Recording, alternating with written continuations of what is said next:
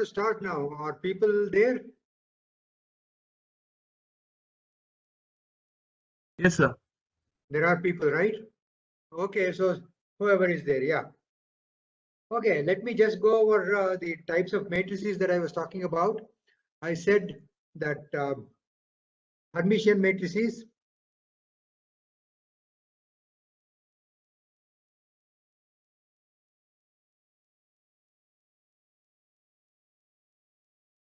so if you want to define that, what you Hermitian matrix is self-adjoint matrix.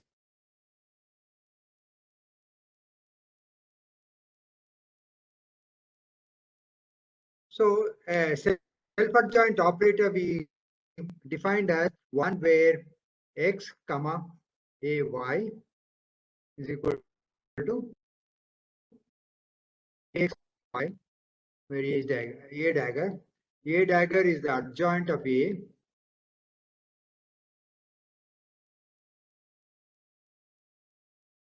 And Your screen has if A freezed. then the operator is self-adjoint. Oh, well, maybe your phone has freezed because it is not showing up that it is frozen. Just, is it writing now? Yes, sir. Can you see? Huh? Yes, sir. So you have to be a bit patient. Then the operator A is called self-adjoint or Hermitian.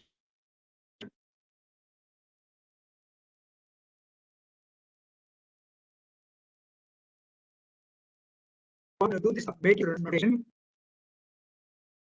then what it means is the following: x comma a y in a matrix notation is actually x bar transpose a y, where transpose the transpose of x transpose and complex conjugate of x. So x 1 by n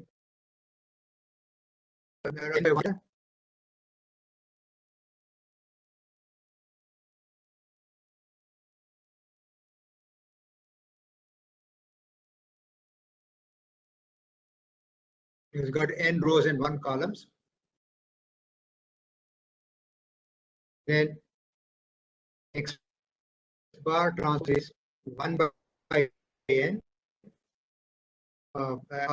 vector and complex conjugate of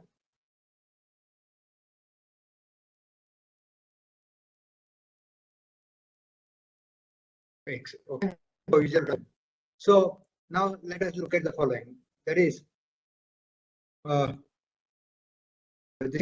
dagger by definition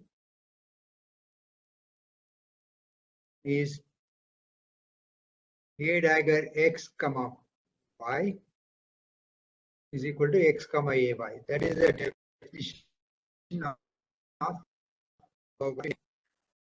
a Hermitian or not as a adjoint of matrix. Okay. So now a dagger. So this is actually a dagger x bar transpose y is equal to x bar transpose a y. Right. So I'll not put the this thing arrow on that because I've already defined the matrix, so I don't have to put the arrow. Okay. So now, how do you take this thing transpose and the bar? So, for example, if I have a product of two matrices A, B,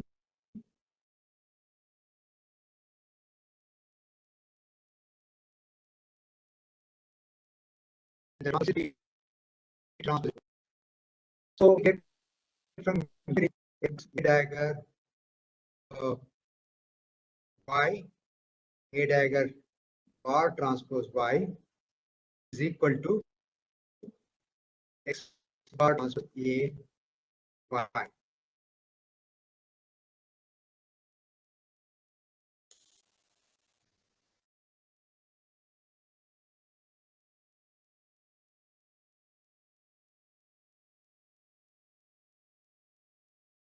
Okay.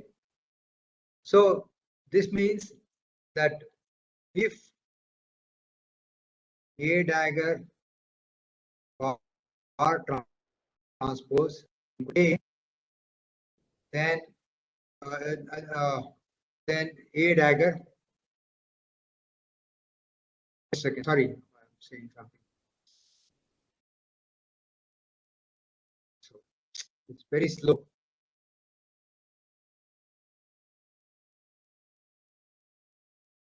Please word it out.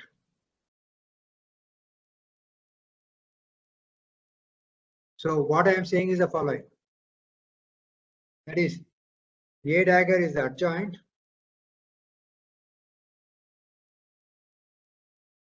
of A if A dagger bar transpose is equal to A or A dagger is equal to A bar transpose.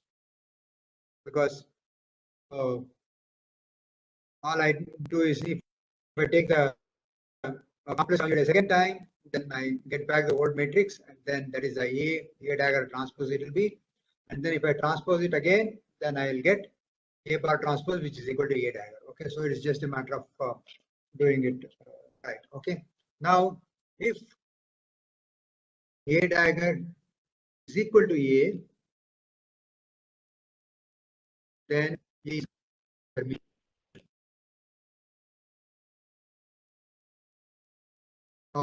bar transpose A is the condition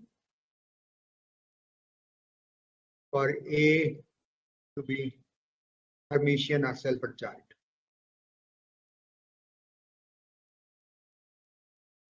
Okay, so this is that we have. Sir, how can you write A adjoint bar transpose is equal to A?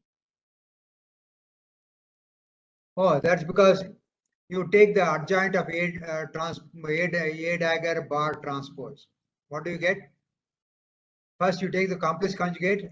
So complex conjugate of A dagger bar transpose is equal to A bar, right?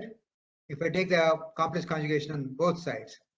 Okay, if I take a complex conjugate twice, I get back the original number. So A dagger bar is equal to A because I have taken the complex conjugate twice. So I get A dagger transpose is equal to A bar. Okay, now I take the transpose again so that I get back A dagger, because if you take a transpose twice, you get back the original matrix.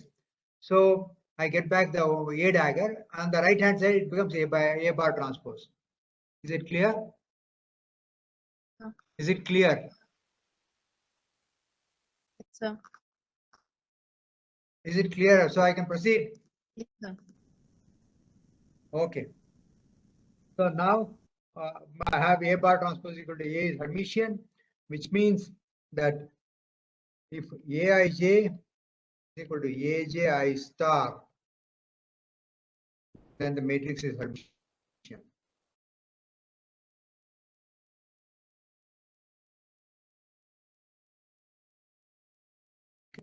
If all elements are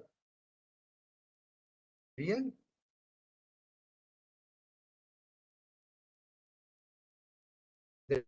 then it becomes a real matrix.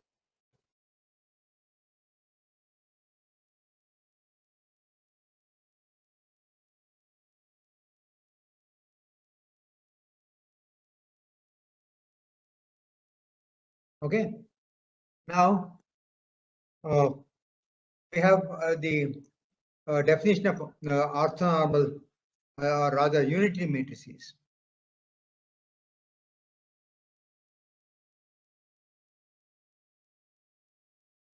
How do you define a unitary matrix?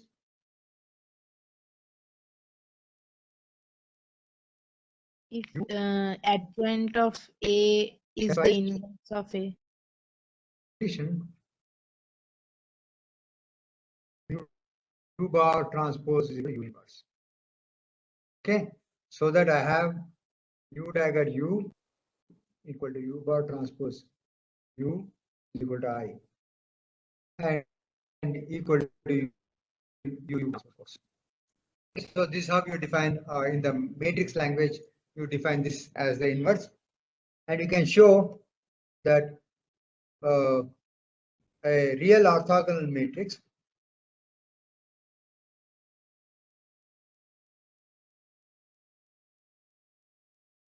unit matrix with real elements.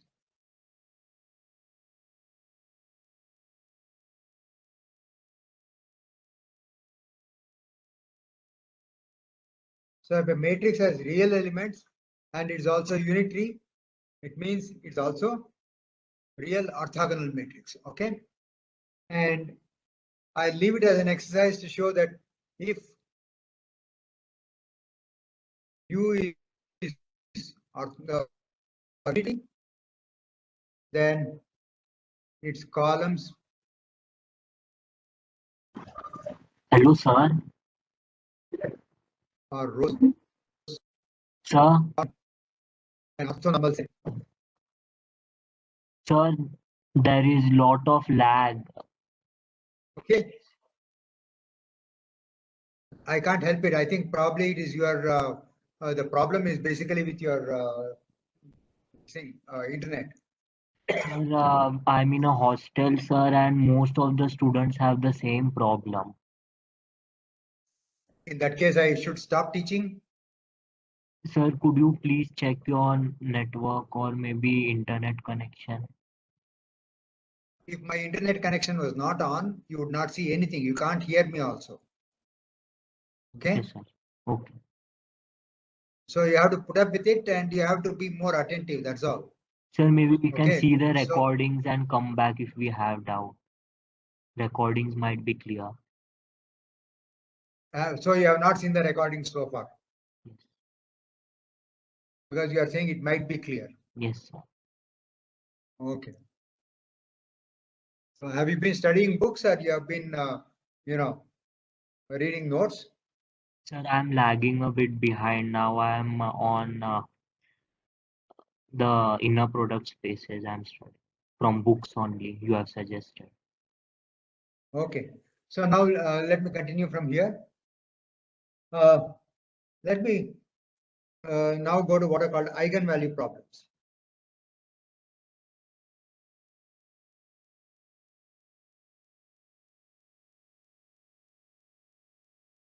The eigenvalue we are looking at is A,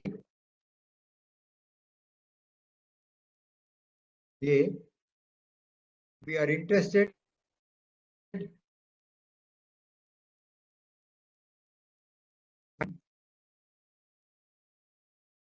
lambda and x by ax equal to lambda x. So this is the eigenvalue problem. That means we want to solve, we need to solve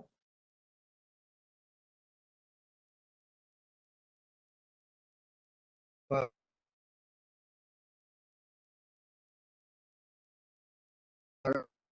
lambda. X is not a null vector. It can never be a null vector. That is, X is not a trivial vector. Because if X is a trivial vector, then every matrix will have this, function. It doesn't have any sense because it carries no information. A trivial vector carries no information. The trivial vector is a non-trivial vector, and only then you call it an eigenvector. An eigenvector, by definition, is a non-trivial vector. Okay, and how do you solve this problem? So I can actually write it in the following fashion. I can say Ax is equal to lambda I times x, where if A is n by n, then I is an identity matrix. Okay. So given that we want to solve this, that is a set of linear equations, right? Because I can write it as the following: a11 x1 plus a12 x2 plus a1 n. First equation a12 x a21 x1, sorry, a21 x1 plus a22 x2 plus etc. plus a2n xn equal to lambda x2 and so on and so forth. You have the nth equation, which is a1 x1 plus a2 x plus an xn. Okay, so what I can actually do is take the right hand side to the left.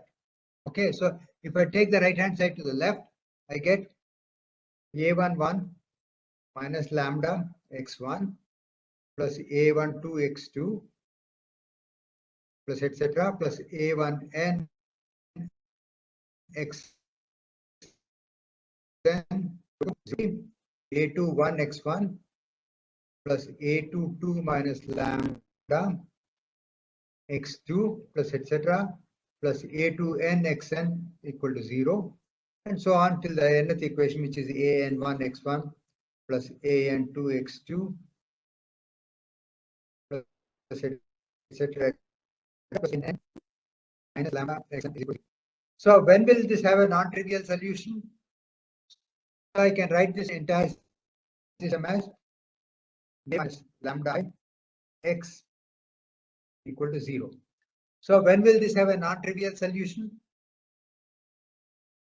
Cramer's rule. If determinant a minus lambda I is equal to 0. Yeah. Cramer's rule says a non-trivial solution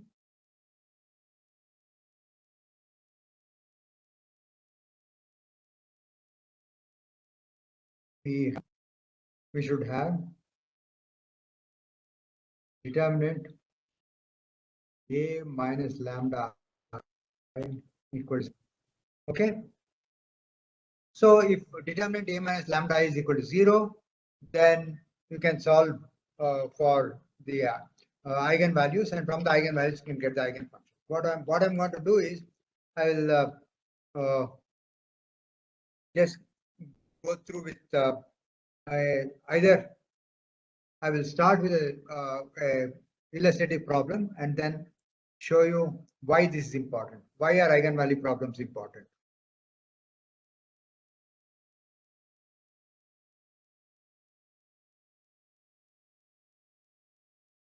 Give you one example. Okay, of course, when you say quantum mechanics or theory chemistry, you remember many examples. But first, let me take a very simple example. I have two masses,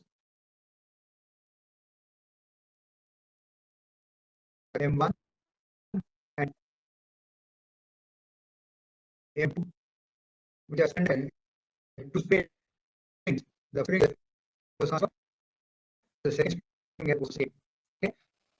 Now, when you talk about the lower one, then what happens is the masses get displaced. So when the masses get displaced,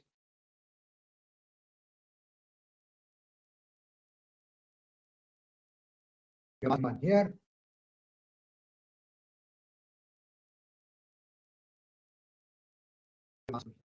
okay, and let me call this displacement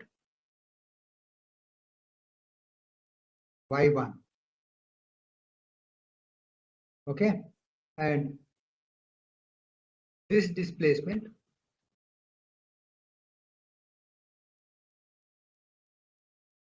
y2. So what is the mass m1 by Hooke's law?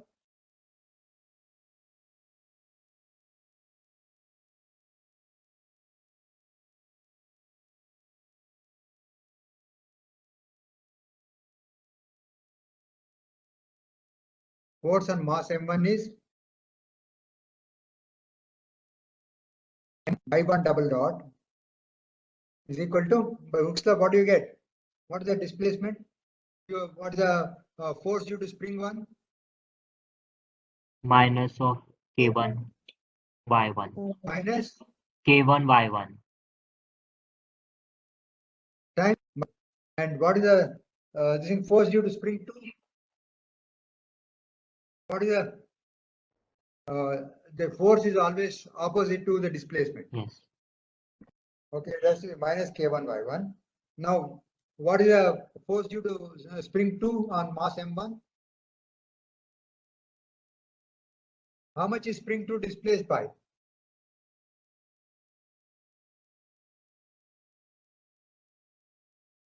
Do you have an answer? Y2 minus Y2. Y1. Y2 minus Y1 is the displacement of spring 2. So Yes. this will be minus of K2 times Y2 minus Y.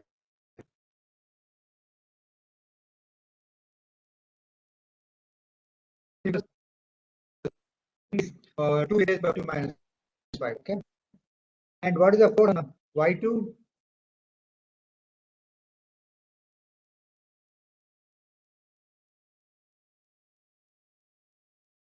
Force. How much is the spring to displacement?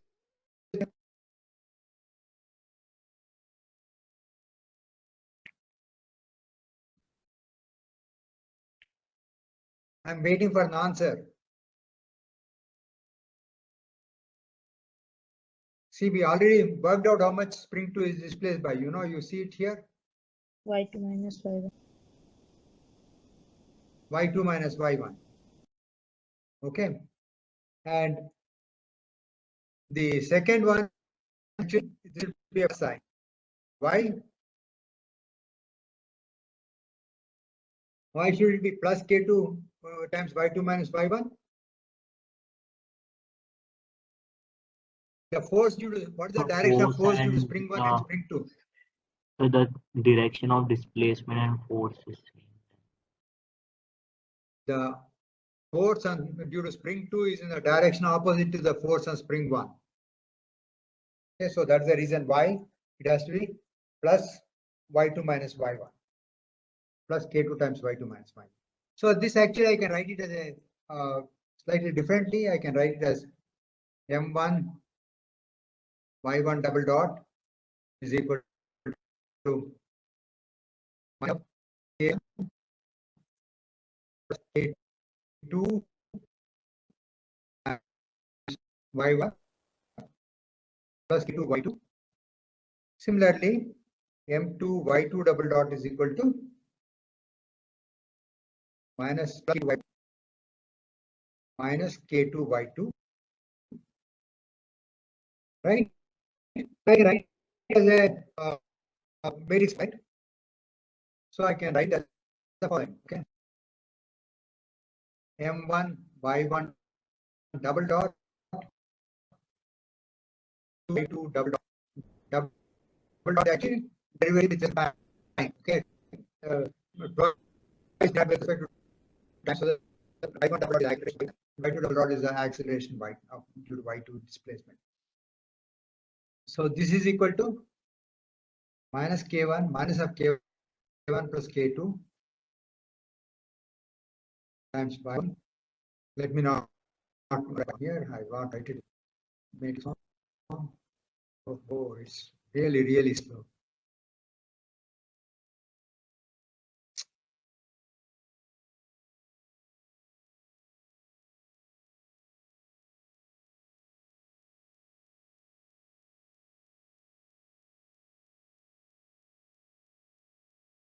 And then I have K2 here, and I have K2 here, and K2 here, and I have Y1 right.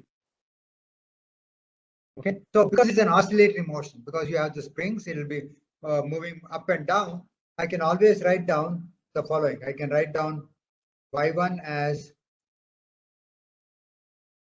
Y1 0 minus omega t and 0 e to the minus I omega t. See, because what it is doing is actually doing is a geometric, the trigonometric function, so it is periodic, okay? And the oscillation is also going to be periodic in the harmonic oscillator problem. It's not going to be damped either. So now, if I substitute this here, I get e to the minus I omega t times omega squared minus omega squared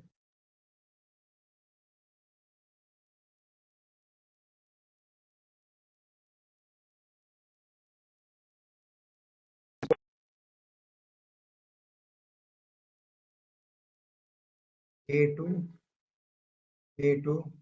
minus k2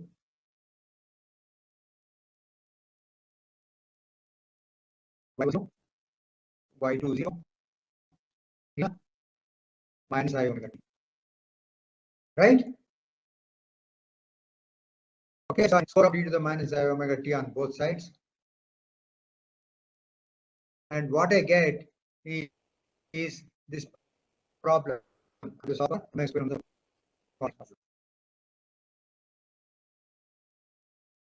Okay, so I have to solve this problem minus k1 plus k2. Oh, okay, sorry, this is divided by m1, this is divided by m1, this is divided by m2, this is divided by m2. So I have to I break the whole equation by m, equation by m. Okay, divided by m1, k2 divided by m1, k2 divided by m2, and minus 2 divided by m2. y1 0, y2 0 is equal to minus omega squared y1 0, y2 0. Okay, so if we want to know the amplitude of the displacements, okay, y1 0 and y2 0, then you have to solve this problem. So this problem is very much like an eigenvalue problem where I have this matrix AY is equal to minus omega squared y. Okay, so this is very much like AY equal to lambda y. And lambda is minus omega squared. Now, let's apply this to a simple problem. So what we will do is the following. That is, I take, let us say, the force constants, and let me take m1 equal to m2. I'll simplify the problem. Okay, and let me take k1 equal to 3 and k2 is equal to 2 in some form. Okay, not necessarily in some units. So what are the units of k1 and k2? What is the unit of force constant? Newton per meter. Newton per meter or dynes per centimeter, depending upon TGS or MKS you are using. Okay. Okay, so if I were to use this, then what will happen? I'll get the following eigenvalue problem. Okay. So minus of k1 plus k2 is minus 5. Okay. And k2 is 2. And this is also 2. And this is minus 2. And I have y1 y2 0 to lambda times 0 y2 0. So if I want to solve it, what I'll get is the following. I'll have the solution exists only when the determinant is the following determinant is 0. So what this means is that 5 plus lambda into 2 plus lambda minus 4 is equal to 0. Okay, or you will get lambda squared plus 7 plus 6 is equal to 0, right? or the solutions lambda minus 6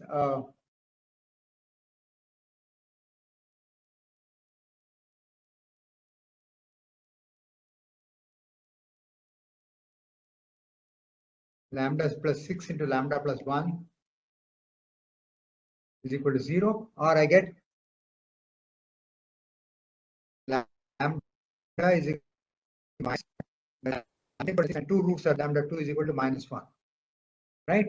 So what I have is that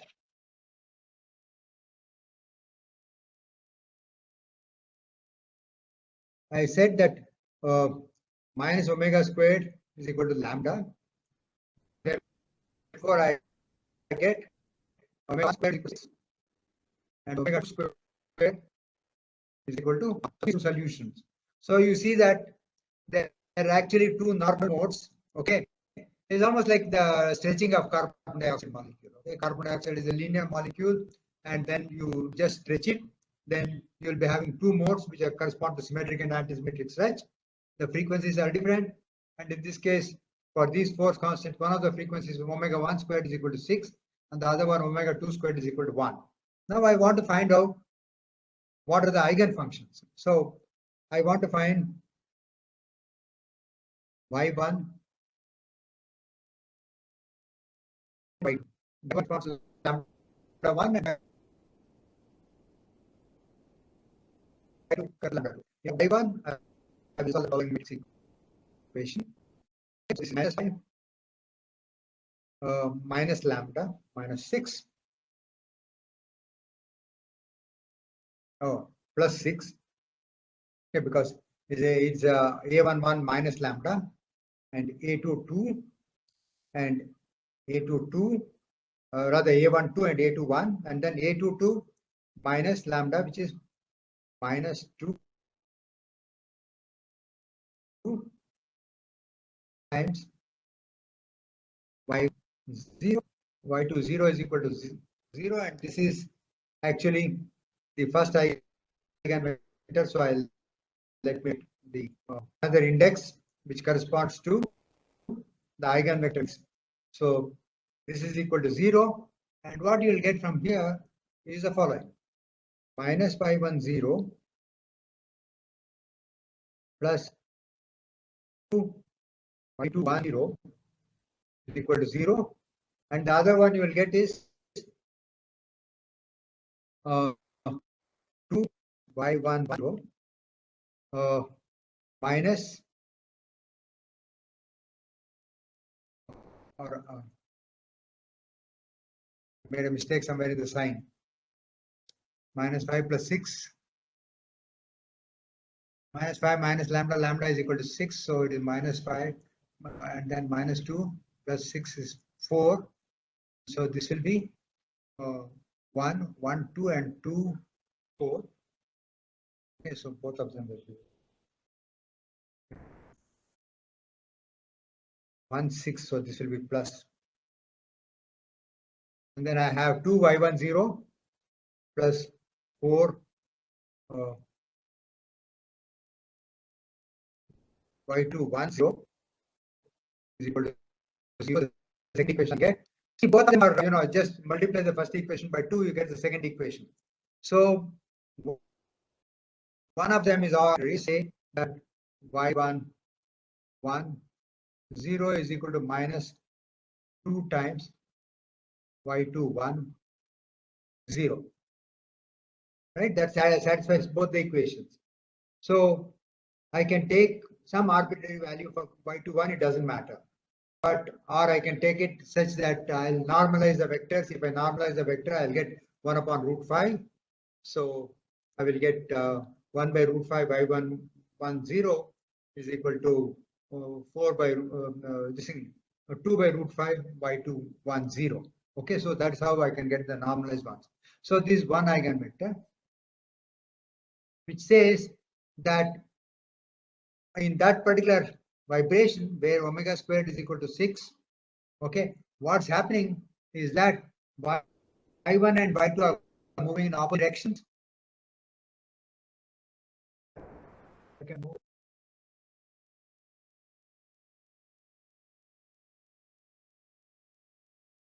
laptop is not working.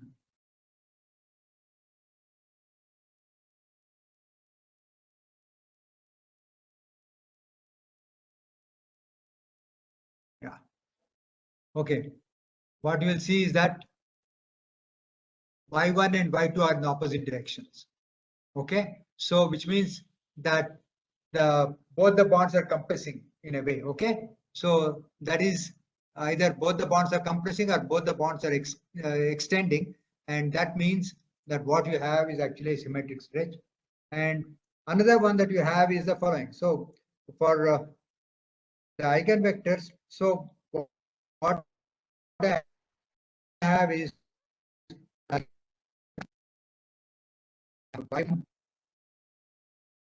is equal to y1 0 plus 2 y0.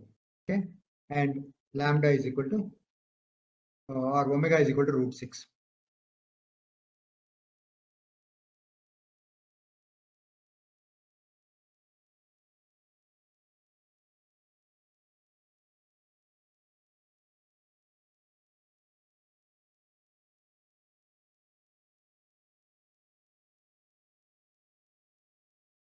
Okay, so you see that I got one eigenvector corresponding to eigenvalue, which is omega 1 squared is equal to 6. Now I want to get the second eigenvector.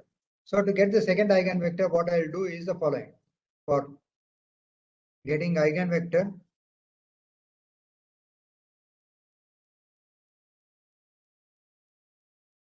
corresponding to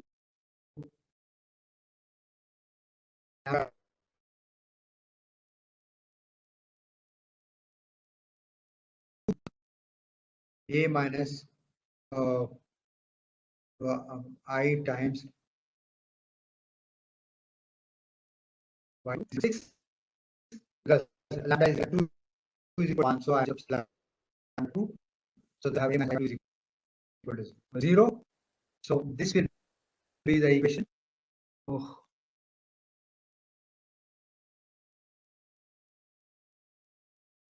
I get the following equation. So the first one is minus 4, because minus 5 minus 1 is 4. Minus 5 minus 1 is minus 6. Answer minus 1, so it's minus 1, right? Because omega squared is equal to what were the equations that what were the eigenvalues I got? Did I get minus 6 and minus 1. minus 6 and minus 1, isn't it? So I have to be careful. So minus 6 and minus 1. So this one is 2 and this one is 2. This one is minus 2 plus 1. So this will be minus 1.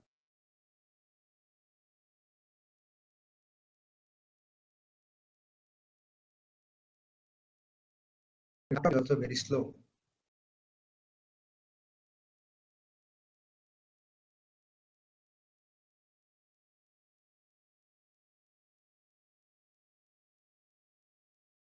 Okay.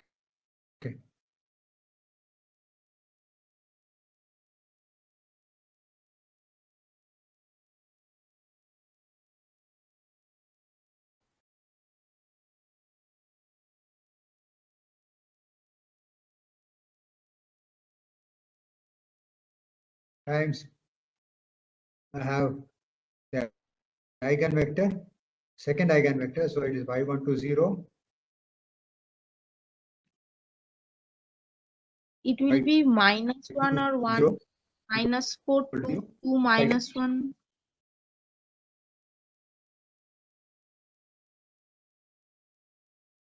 Minus 2 minus minus 2 plus 1, so that will be minus 1. Yeah, both of them will be minus, right? Because I have minus 5 plus 1 and minus 2 plus 1. Okay, so it will be minus 1. Okay, so now what I'll have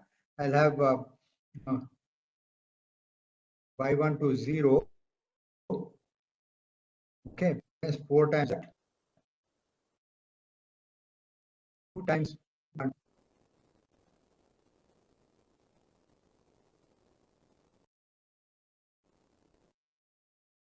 y2 was in the other one is 2 times y2 0 minus 1 times y2 to 0 is equal to 0, or I'll get the following. That is, both of them are moving in the same direction. So I get y1 2 0 but y2 is equal to 0. So these are used. So the second eigenvector is the following.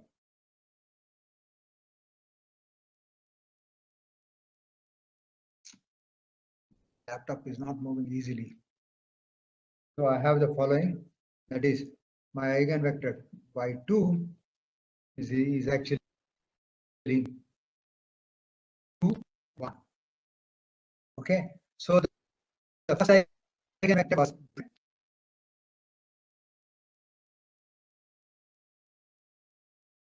problem.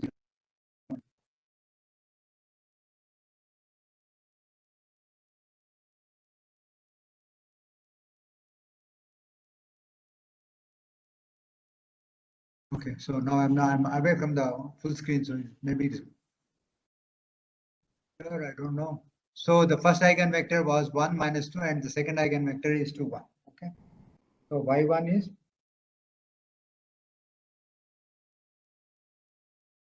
1 minus 2. Okay. And of course, you will see that 2 is orthogonal. Okay. And we will come to that result later.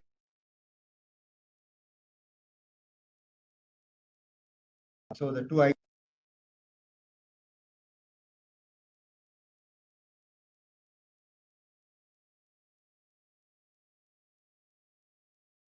okay. Now, so basically that we managed to illustrate why eigenvalue problems will be important. I've just taken the case of the problem, which is one of vibration problem. Okay. And now what I'm going to do is just 1 second.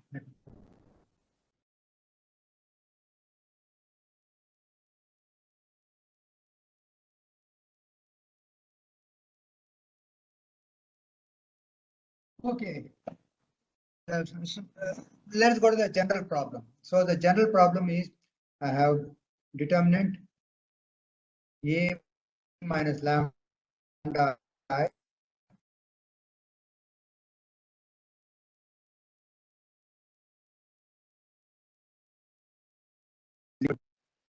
A1 1 A2 N A1 A2 ANN is equal to 0. Now, what kind of a equation is this one? In lambda, what kind of an equation is this? What is the highest power of lambda you can get?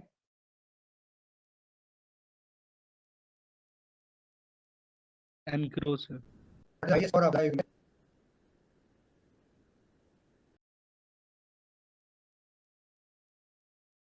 So, 100 to the power n.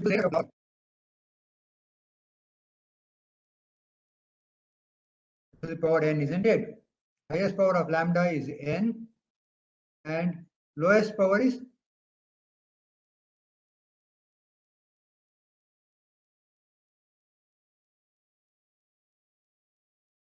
zero. So I can actually write this as determinant A minus lambda I is actually n in lambda equal to 0, right? Where P and lambda is of the following form. P and lambda is equal to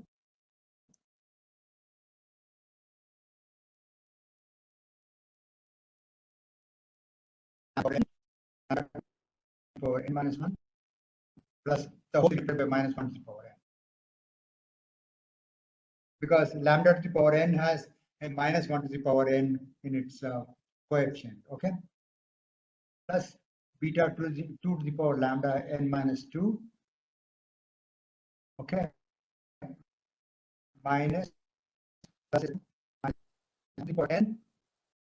Okay, so beta n is equal to 0. So that is the form of the equation that you have. Is it clear?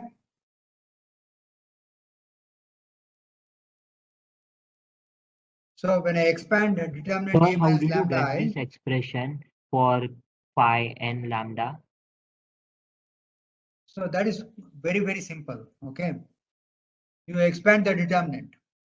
Okay, sir. One of the terms in expansion of the determinants is a11 minus lambda, a22 minus lambda, an minus lambda. So that is the one that has got the highest power of lambda. Yes. Any other expansion, if you go to the second element in the first row, okay, Yes. it can only have lambda to the power n minus 1. Because you have to remove the second row and second column. And second row and second column, when you remove, you lose one lambda. Right? A22 minus lambda won't figure in the expansion.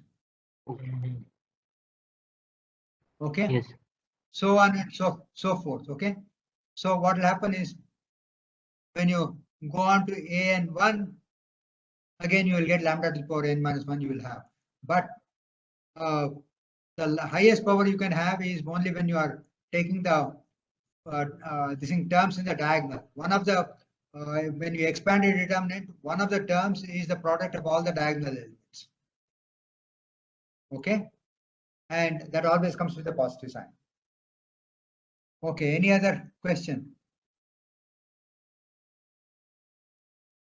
Any other question? So, well, I assume that you don't have any questions. So, if the solutions are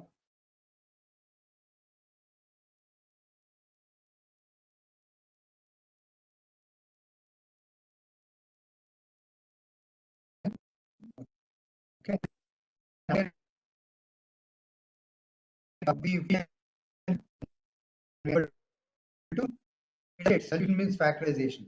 Lambda minus lambda 2, etc. Lambda minus lambda n. Right?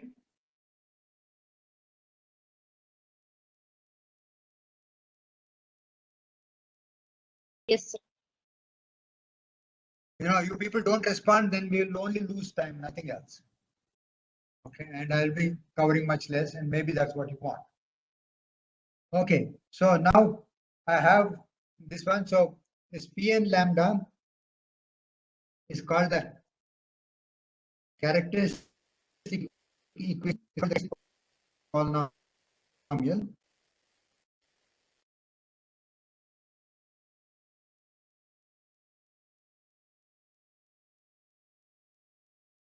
And P lambda 0 is called characteristic equation.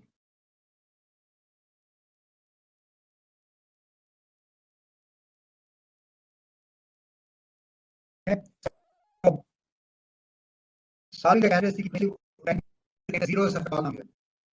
Okay, and of degree n is missing by n. Okay, so now supposing I expand Pn lambda, what do I get?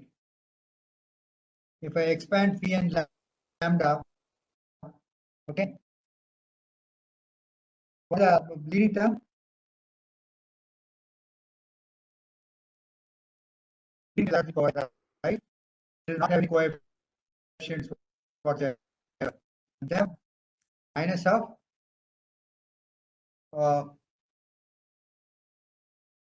lambda to the power n minus 1 into lambda plus etc. Lambda. Right.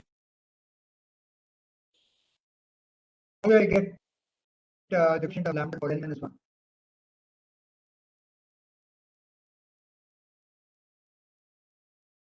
In term 1, I consider minus lambda 1 and then multiply the lambdas in all the others.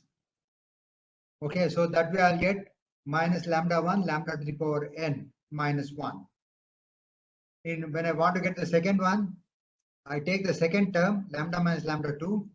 I take the coefficient of minus lambda to the power lambda 2, which has rest of them should all be lambdas. So minus lambda to the power n minus lambda 2 multiplied by lambda, etc. up to lambda. So minus lambda 2 into lambda to the power n minus 1.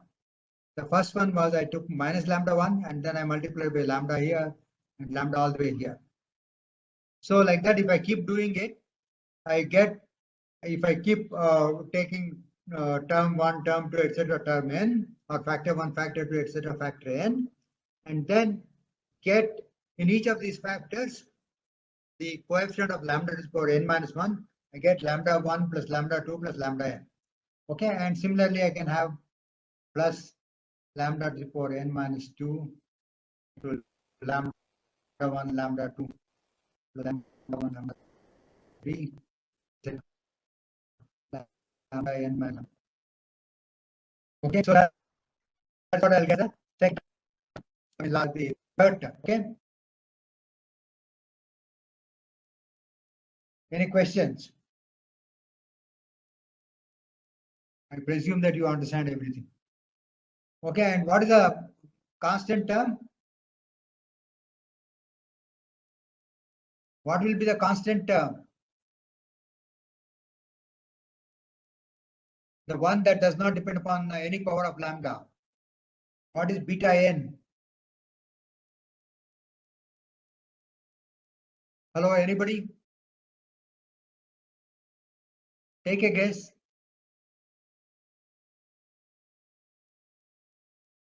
So what should you multiply to get the constant term, a term that does not contain any lambdas?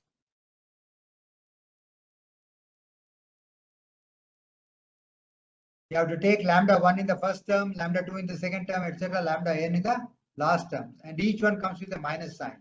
So I have minus 1 to the power n, lambda 1, lambda 2, lambda n. So that will be the constant term. So that will be minus 1 to the power n times lambda 1, lambda 2, etc., lambda n. And that's how I can expand my determinant, I expand my characteristic. It's okay.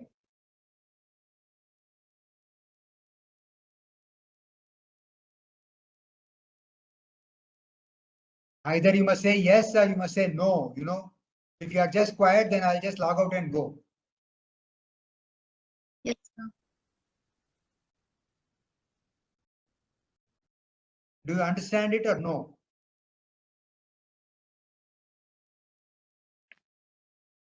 Sir, the Try expanding lambda minus lambda. third term, how it came lambda 1, lambda 3. Okay, you very simple. You expand lambda minus lambda 1 into lambda minus lambda 2 into lambda minus lambda 3 and check. Take n equal to 3 and do it. So if you take n equal to 2, you will get lambda squared minus lambda into lambda 1 plus lambda 2. Okay, plus lambda 1, lambda 2.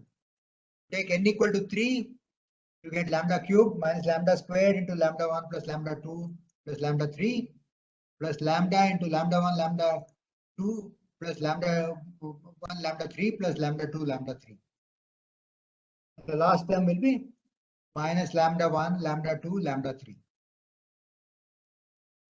Okay, that's one way of doing it. Try to expand it by assuming n equal to 2, n equal to 3, and so on and so forth, and verify for yourself. Do you understand it now? Okay, sir.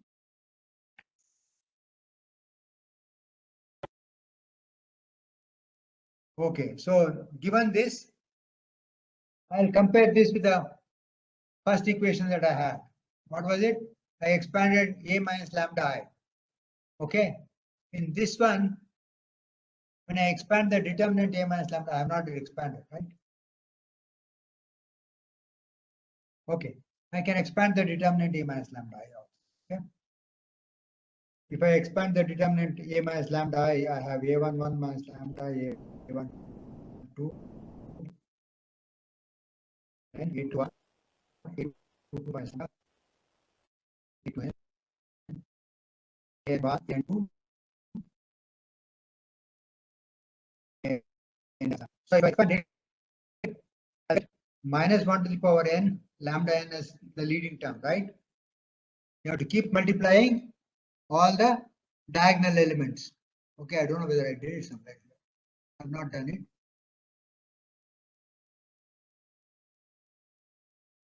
Right?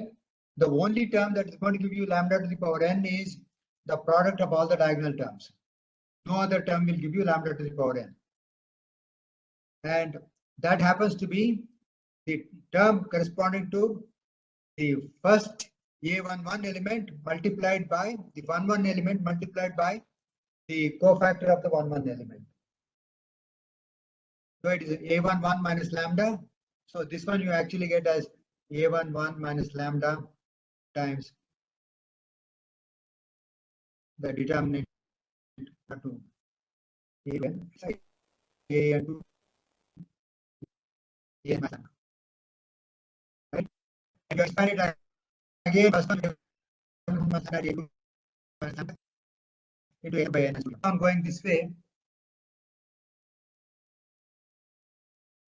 So from here I can get A11 minus lambda into A22 minus lambda into a minor which is A33 minus lambda to A3n, which is a n minus 3 by n minus 2 n minus 2.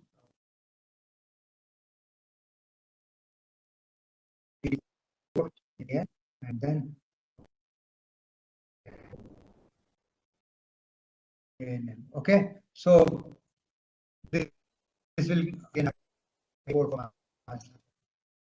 Okay, so keep using 1 A1 minus lambda, A2 minus lambda, etc. A and n minus lambda. This is the only term that will contain, lambda to the power n. No other term can contain lambda to the power n, because when you come to A21, okay, if you come to A21, you remove this row, this column. So when you remove this column, then you will have lost one lambda here and another lambda here. Okay, so it's lost. So what you will get most is lambda by n minus 2, and so on and so forth. So you can actually satisfy yourselves by looking at it in a little more leisurely fashion. So if I do this, I will get determinant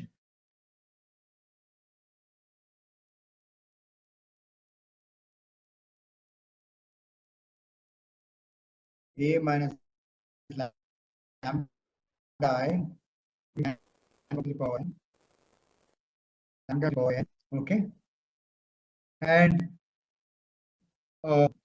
minus lambda to the power n minus 1 into A11 plus A22 plus etc. plus A n. So because lambda to the power n minus 1 you can get again to the same term.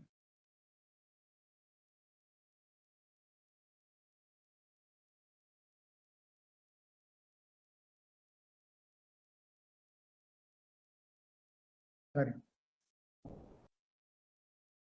Let me share again.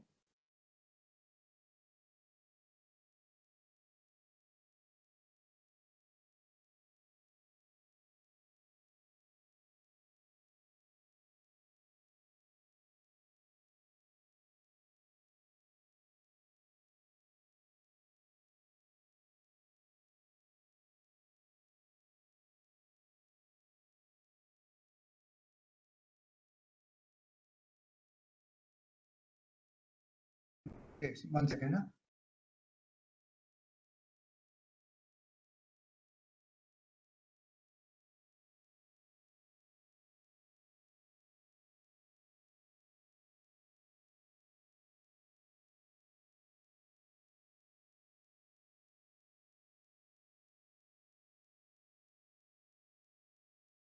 For share.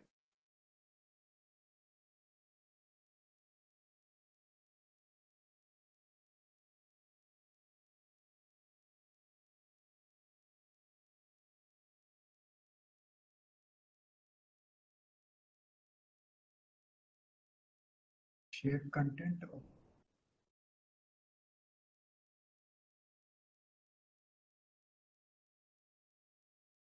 Okay, because this again I can only get from the first term, because all the other terms will have only lambda to the power n minus 2 and other things. Okay, so you will see that this a11 minus lambda, okay, this is the one that will give you lambda to the power n minus 1. Okay, and to get this lambda to the power n minus 1 from here, then you will see that it is lambda to the power n minus 1 minus 1 to the power n minus 1 times lambda to the power n minus 1 into a1 into a11 plus a22 plus an. Okay, it's just a simple algebraic expansion. It's nothing big.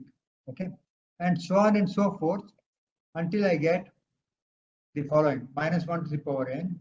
The last one will be the following: a determinant of a. Okay. Okay, how do I get the last one to be determinant of a?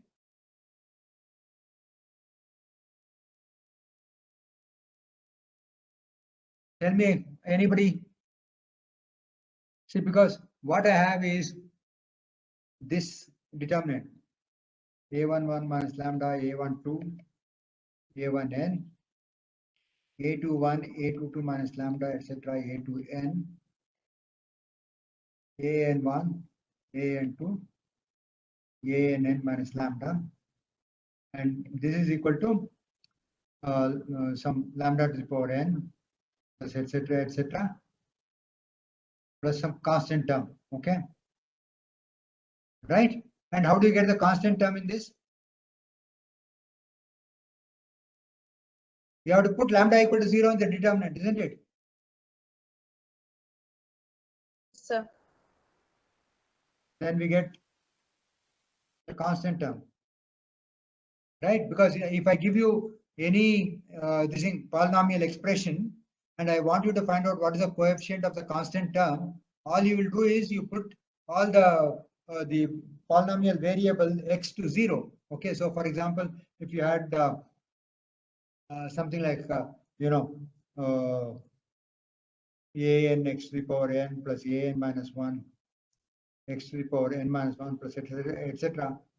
plus a1 x1 plus a0 equal to 0 if I have, and I say find out a0,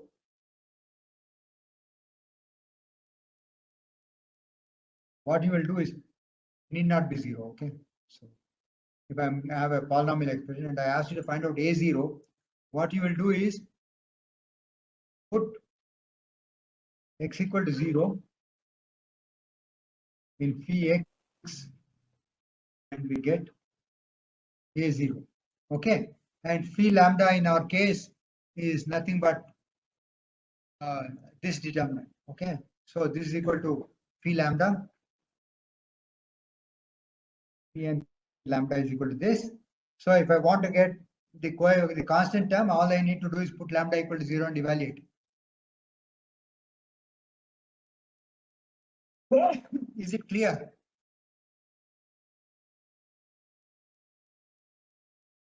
The way to get the constant term in a polynomial expression is just put the variable to 0.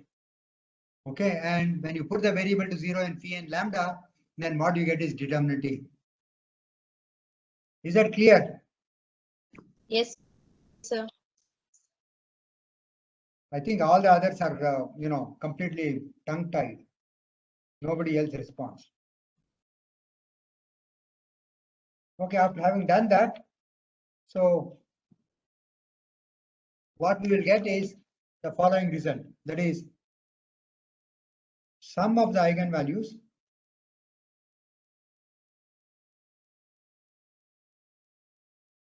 is equal to trace of the matrix. What is the meant by trace of the matrix? What is trace?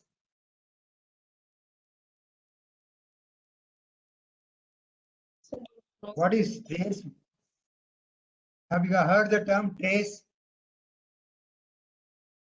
Trace or character, have you heard? No, sir. This is nothing but sum of the diagonal elements.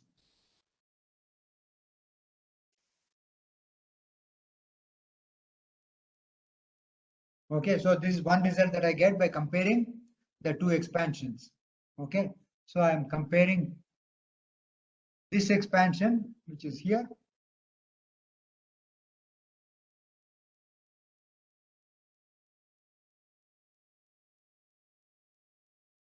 compare this with this expansion that's here.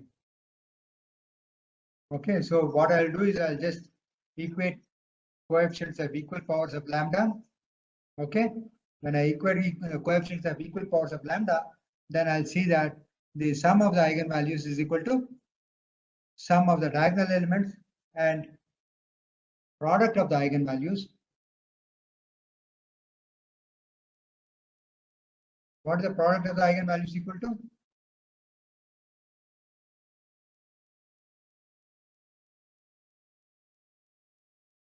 What is it? If you compare the two, what do you get?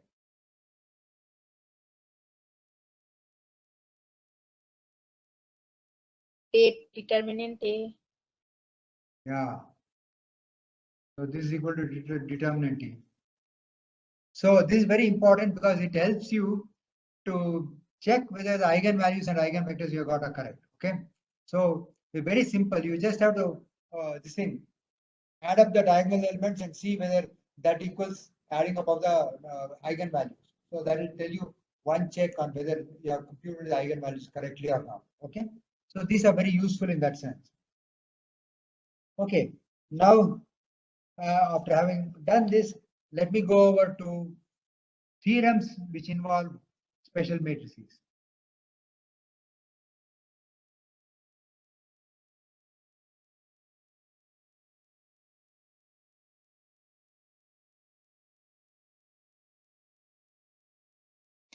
So one of the matrices that I have is Hermitian matrix. Hermitian matrix I have H bar transpose is equal to H. Okay. So what I'll do is I want to show that all the eigenvalues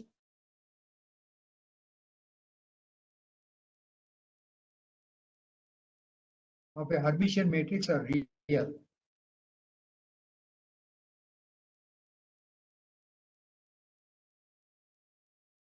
Okay. Let X be an eigenvector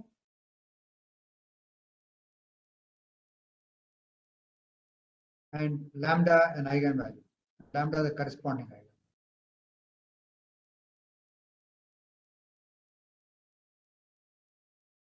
Then what I'll get is the following. Ax is equal to x. I left multiply by x bar transpose. Okay. So when left multiply, I have x bar transpose x lambda times x bar transpose x. Okay. Now what I do is this is equation 1, let me call it. And I take Ax equal to lambda x, take the complex conjugate and transpose. So what I'm going to do is I'll say Ax, take the complex conjugate, transpose, complex conjugate of lambda is lambda, and the complex conjugate transpose of x is x bar transpose. Okay, so lambda is only a scalar, so it will be lambda star. Now, what is Ax bar transpose equal to?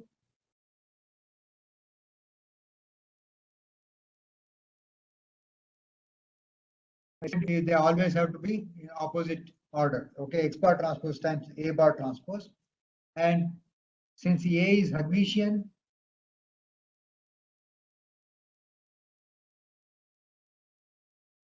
this is equal to x bar transpose A.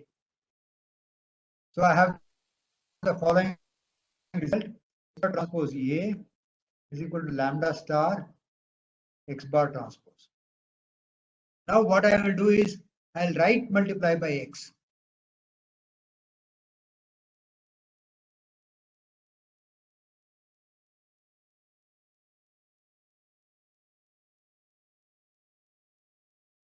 Then we have x bar transpose Ax is equal to lambda star x bar transpose x. So this is equation 2. Okay. So you see equation 1, x bar transpose Ax is equal to lambda x bar transpose x. And equation 2 has the same left-hand side as equation 1. And so x bar transpose Ax is equal to lambda star x bar transpose x. So subtract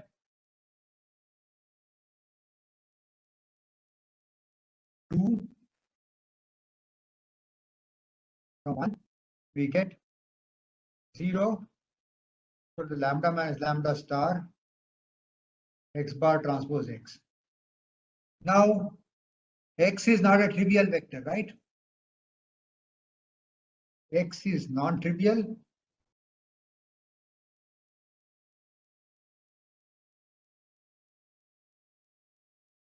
X bar transpose x is not equal to 0. Okay, it cannot be a trivial vector.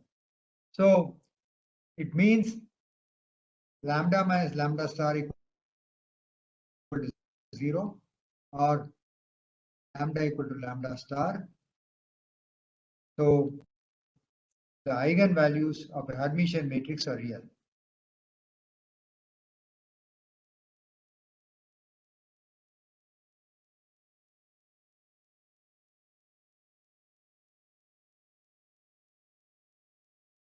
All of them are real because this is for any arbitrary eigenvalue that I have done. Okay, so this is one of the results that I have got.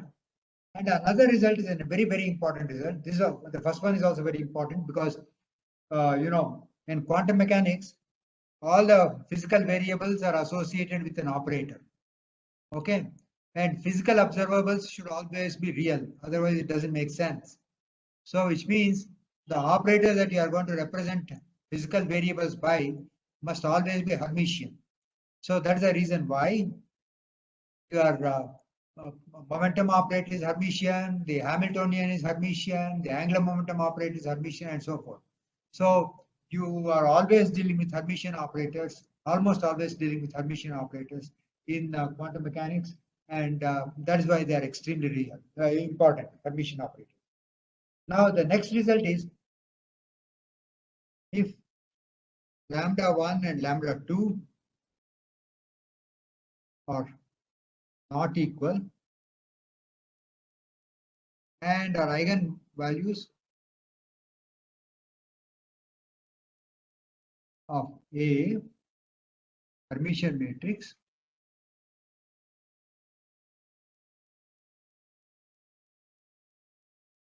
then their eigenvectors are orthogonal.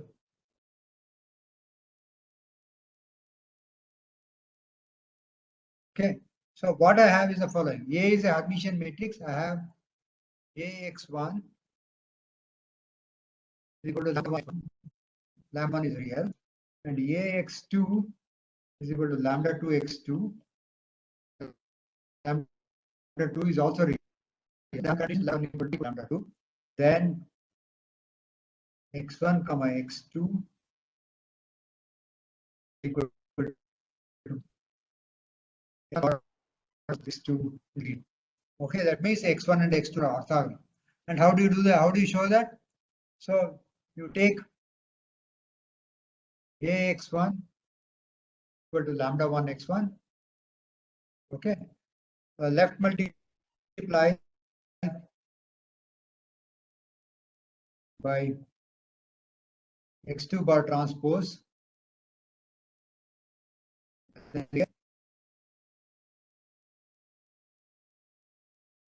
x2 bar transpose a x1, there's no bar,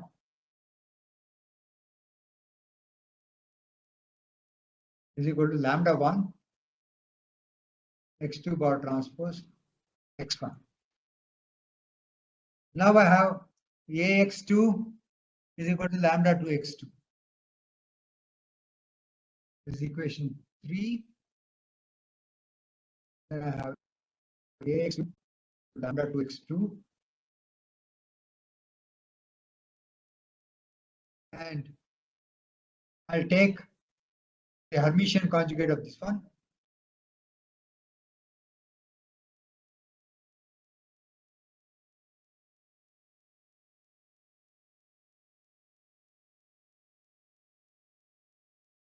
and this is equal to lambda 2 x2 bar transpose, and the left hand side is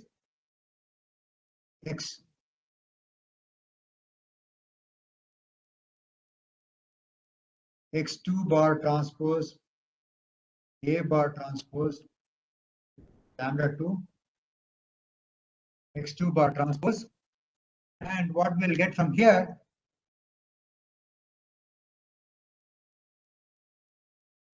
is x2 bar transpose equal to lambda 2 x2 bar transpose. So lambda 2 is real. That is the reason why I have lambda 2 x2 bar transpose. Okay, because A bar transpose is equal to A. Okay, now right multiply by x1.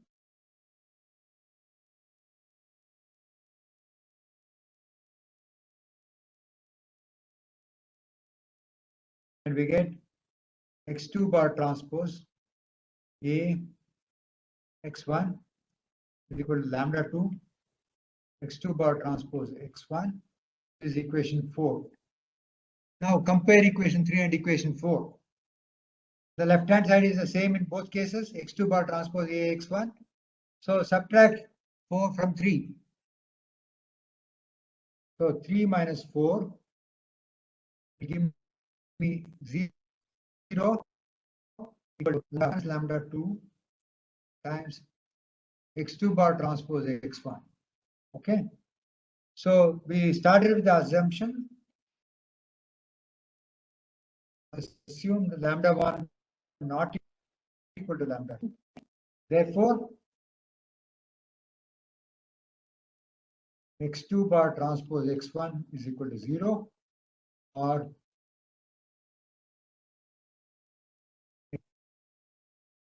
okay.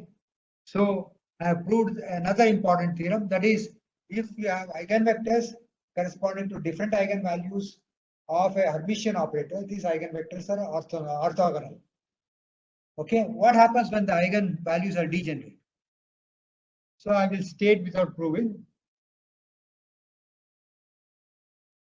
When the eigenvalues of two eigenvectors is the same, then the two eigenvectors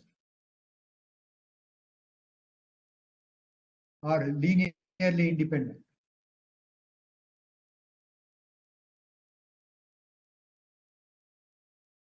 Okay, and I'm not going to prove it. I think the proof should not be difficult in any case. So what we have is, if AX1 is equal to lambda 1 x1 by lambda 1, 1 is unnecessary, and AX2 is equal to x2, then x1 and x2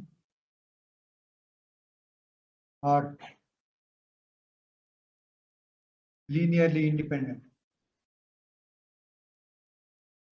Okay, so this is very similar to saying that, you know, you have two families of, you remember that when I showed you in Cramer's rule that when you have a solution corresponding to two arbitrary values of the two arbitrary values of the variables, then the two solutions that you are going to get are linearly independent.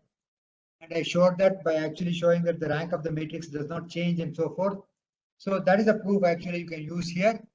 And also there are many other ways of constructing the proof. So the important thing is that, so if x1 and x2 are linearly independent,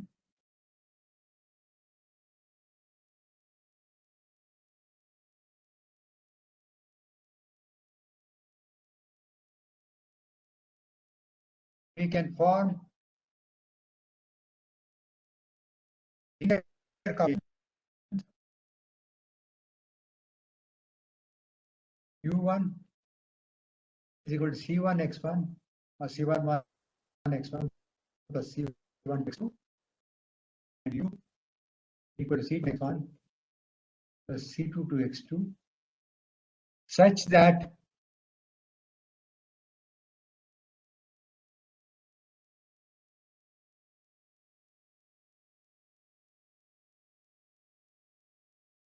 u1 and u2 are orthogonal.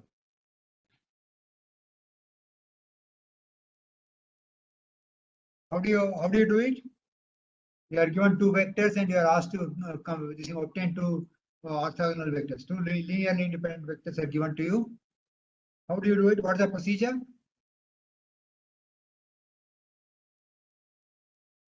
We discussed this. What is the procedure by which you can orthonormalize a set of linearly independent vectors? Gram-Schmidt orthonormalization. Gram-Schmidt orthonormalization procedure. Okay, and then u1 and u2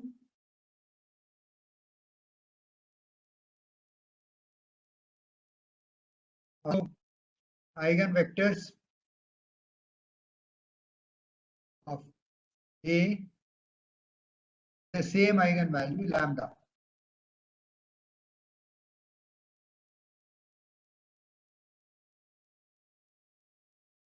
How do you show it? It's very simple. So you take any linear combination u equal to alpha x1 plus beta x2. Okay. Then if ax1 equal to a equal to lambda 1 x1,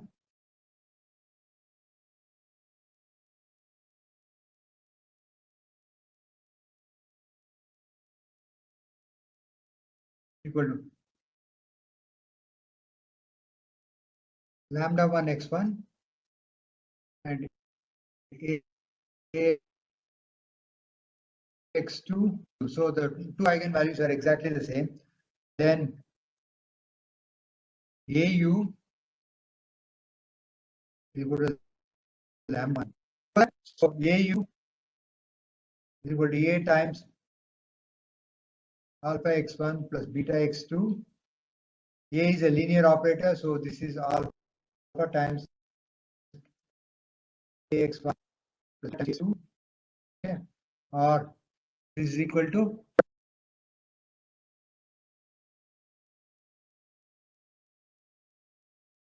alpha lambda 1 x1 plus beta lambda 1 x2. That's equal to lambda 1 times alpha x1 plus beta x2. So this is the principle of superposition.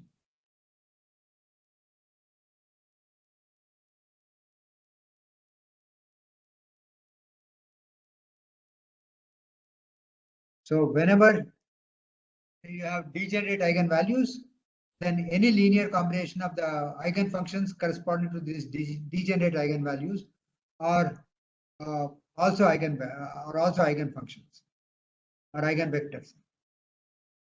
Do you understand this? Yes, sir. I took some arbitrary linear combination alpha x1 plus beta x2 and showed that this particular linear combination is also an eigenstate of A. Okay, with the same eigenvalue lambda. So what this implies is the following. This means that the eigenvectors are orthogonal.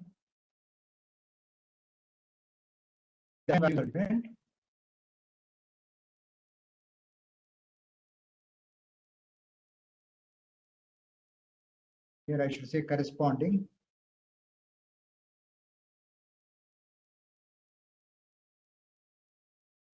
And if eigenvectors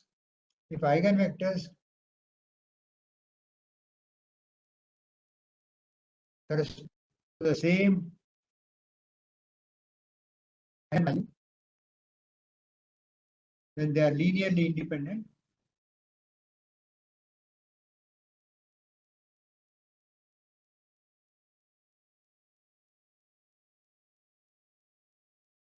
It can be orthogonalized. It can be orthogonalized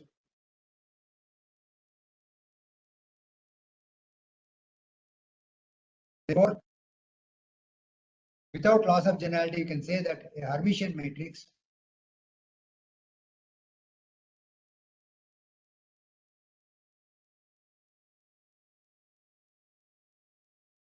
can have an orthonormal set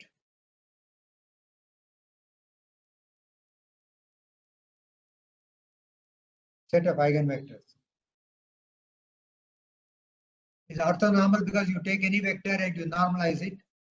Okay, the normalized eigenvector is again an eigenvector with the same eigenvalue. Okay, because when you normalize it, what do you get?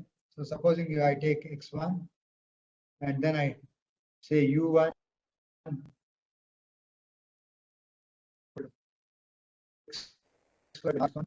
is equal to alpha times x1. Okay, then where alpha is equal to 1 upon x1.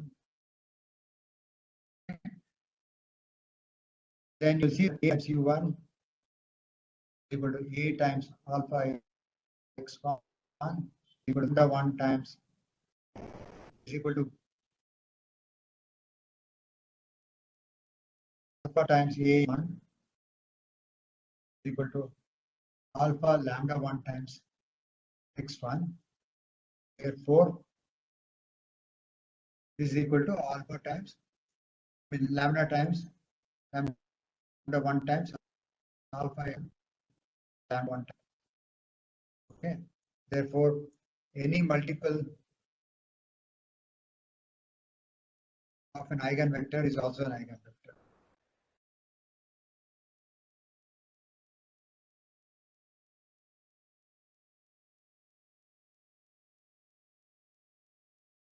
Okay, any questions so far? No, sir. So,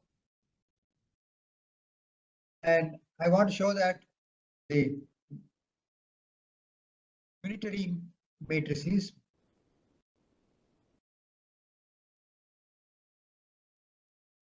have items whose modulus is 1. Okay. So you take the following unitary matrix U x is equal to U1x. Okay. Now you take Ux comma Ux to U1x or U1x or is equal to U1 modulus squared times x comma x, right? Because this is U1 star times x comma x. The left hand side will be, because I can say that use the property that U dagger x. So I take the Hermitian conjugate of U so that I can multiply with the other side. So that's equal to x is equal to U dagger Ux. And what is U dagger U equal to? Identity. Identity. Okay. Therefore, Ux equal to x comma x.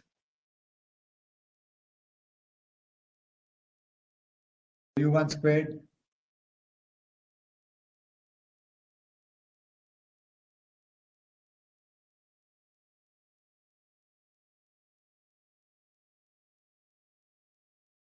times x comma x, or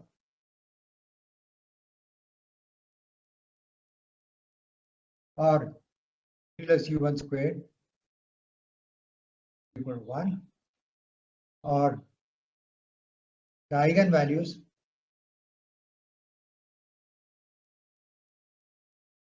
have this. So I can write down U1 to be equal to e to the power I theta,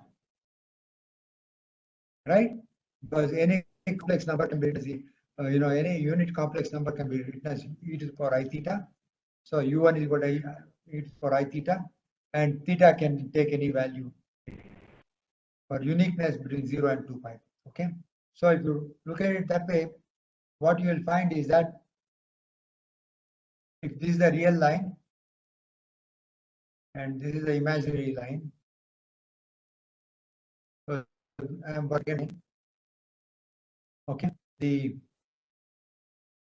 is the unit circle in the organ plane. Then the eigenvalues u will lie anywhere upon the unit circle. U1, the eigenvalues of the unitary matrix always lie on the unit circle, and eigenvalues of a Hermitian matrix always lie on the real axis.